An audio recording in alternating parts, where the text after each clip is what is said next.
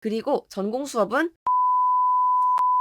교수님들이 너무 많은 걸 기대하시는 거 아니냐고요? 그러니까 서울대에서 A뿔을 받는 게 쉬운 일이 아닌 거죠. 안녕하세요, 규진입니다. 오늘은 동기부여 영상을 준비해봤는데요. 제가 저번 학기에 처음으로 학점을 4점대를 맞았어요. 그래서 서울대에서 학점 4점대를 맞고 느낀 점을 여러분과 공유하고 싶어서 이렇게 영상으로 준비하게 되었습니다. 바로 본론으로 들어가서 제 성적을 공개할게요. 저번 22년 2학기 제 평균 평점은 4.12입니다. 총 15학점을 들었고요. 세 과목에서 A+, 하나는 A0, 그리고 나머지 하나는 A-를 맞았어요. 물론 저보다 더 학점이 좋은 분도 많이 계시지만 상대적으로 공부량이 적은 교양 과목도 아니고 어려운 전공 과목을 4과목이나 수강해 가면서 좋은 성과를 거두었다는 게 저는 특별히 더 뿌듯하더라고요. 그도 그런 게 저번 학기에 정말 매일매일 타임랩스를 찍으면서 공부했고 최소 하루에 서너 시간씩 순공 시간을 확보하려고 했던 것 같아요. 프로젝트 과목도 들어서 코딩이나 시뮬레이션도 같이 해야 했고요. 제가 사실 그 전까지 열심히 공부를 했지만 뭔가 그래도 4점대를 넘은 적은 없어서 이 4점이라는 평점이 저한테는 절대 넘을 수 없는 벽이라는 그런 상징적인 의미가 있었는데요. 저번 학기에 이걸 달성하면서 제 스스로 한층 더 성장한 걸 느낄 수 있었어요. 물론 서울대에 입학한 후로 제가 성장했다는 걸 어렴풋이 느끼기는 했지만 뭔가 숫자로 보여지는 게 없어서 답답하던 차에 한 단계 더 높이 도약할 발판이 되어준 느낌? 이렇게 4점대 학점을 한번 맞아보고 나니 그전에는 안 보이던 것들이 보이기 시작하더라고요. 그래서 그걸 제가 3가지를 정리해봤어요. 첫째, 과학고나 영재고를 나왔는지의 여부는 서울대 학점과 전혀 상관이 없다는 거예요. 1학년 때에는 과학고나 영재고를 졸업한 친구들이 수학이나 물리학 과목들을 다 배우고 와서 수업을 정말 쉽게 느끼다 보니 그런 친구들을 보면서 부럽기도 했고 또 제가 그 친구들만큼 성적이 나오지 않아서 좀 좌절하기도 했었어요. 그런데 2, 3학년이 되면서부터 그 친구들이 이미 배우고 온 과목이 아닌 전혀 새로운 지식을 배워야 하는 전공 수업을 듣게 되면서 판이 완전히 달라졌어요. 과학고나 영재고에 다녔는지의 여부가 아니라 누가 더 시간 투자를 많이 했고 누가 더 전공 과목을 열심히 공부했는지가 더 중요해집니다.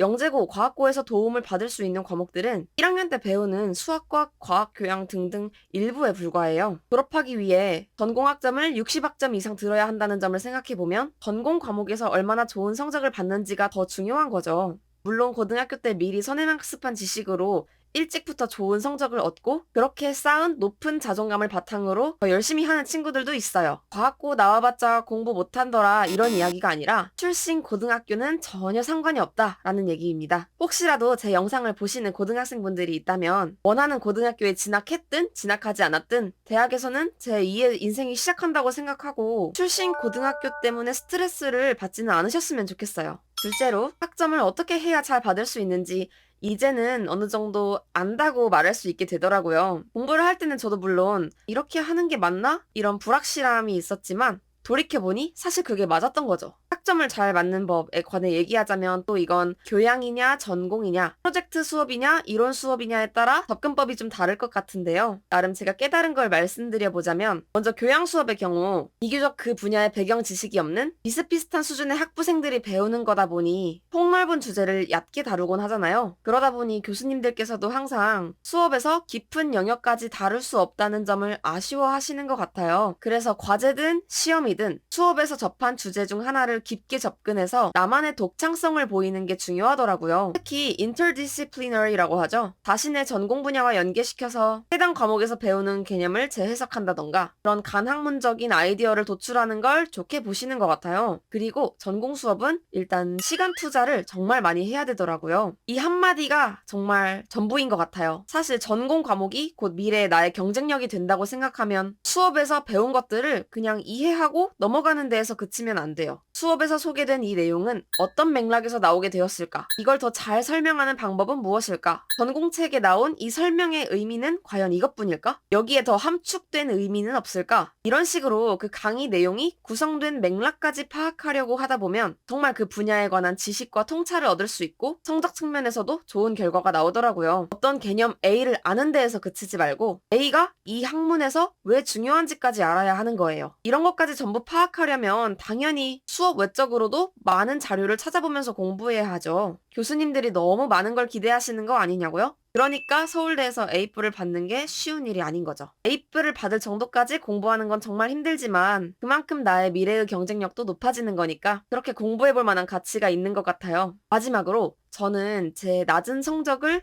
어느 정도 합리화하고 저 스스로 저의 한계를 정하는 안 좋은 버릇이 있었는데 이번에 4점대를 맞고 나서 그 벽을 완전히 뛰어넘게 되었습니다. 이건 사실 제가 고등학교 때부터 가지게 된 습관이기도 한데 제가 지난 영상에서도 말씀드렸다시피 전국구 자유형 사립고등학교인 상산고등학교를 졸업했잖아요. 그곳에서 정말 뛰어난 친구들과 3년 내내 성적으로 경쟁을 했는데 당연히 중학교 때 전교 1, 2등 하던 때와는 다르게 숫자로 보여지는 성적은 저도 떨어질 수밖에 없었거든요. 그래서 저는 그런 환경에서 지나치게 비관하지 않도록 계속해서 괜찮아? 못하는 건 이상한 일이 아니야. 1등을 못한다고 해도 괜찮아. 이런 식으로 스스로를 위로하려고 했었거든요. 그러다 보니 저도 모르게 제가 속한 집단에서 최상위권이 아닌 성적을 받는 것에 익숙해져 있었던 것 같아요. 그래서 처음에 서울대에서 B학점, C학점을 받았을 때에도 이 정도면 나름 잘한 거야. 이런 식으로 저 스스로를 합리화하는 그런 버릇이 있었어요. 문제는 이러한 사고방식이 고등학교 때에는 스스로의 자존감을 깎아먹지 않으면서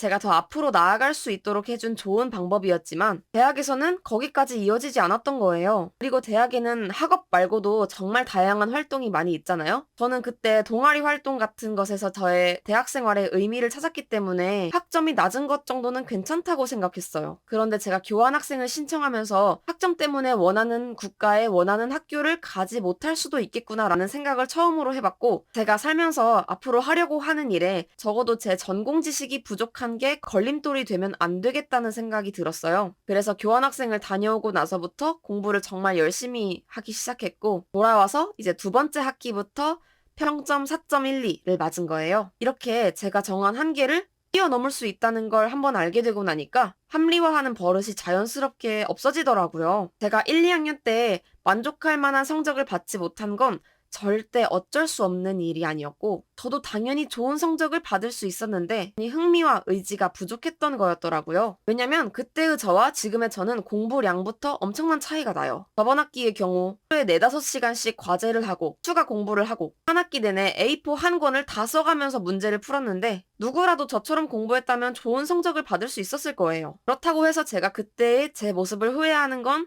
절대 아니에요. 그때는 저한테 다른 것들이 더 중요했고 그런 경험이 전부 있었기 때문에 어쩌면 지금의 제가 학업에 집중해야겠다는 결정을 내릴 수 있었던 거라고 생각해요. 다만 저 스스로도 하면 된다라는 감각을 서울대에 입학한 후로 잠시 잊고 살았는데 4점대를 맞으면서 다시금 되새기고 마음을 다잡게 된 거죠. 이렇게 온전히 몰입해서 좋은 결과를 낸 경험은 또 제 자신감의 근원이 될 거고요. 이제는 이런 경험을 바탕으로 제가 원하는 일에 도전해보려고 준비를 하고 있는 상태입니다. 유튜브를 시작하게 된 것도 그중 하나였고요. 앞으로의 제가 또 얼마나 많은 벽을 더 넘을 수 있을지 기대감이 생기는 것 같아요.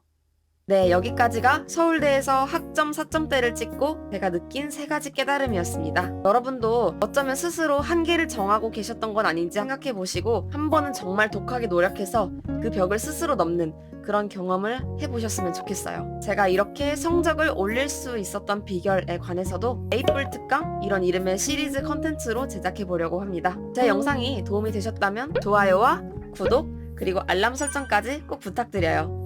여러분이 어디에서든 최고가 되어서 A뿔을 맞는 그날까지 제가 함께 응원할게요. 지금까지 공부 멘토 김규진이었습니다. 다음에 또 만나요. 안녕.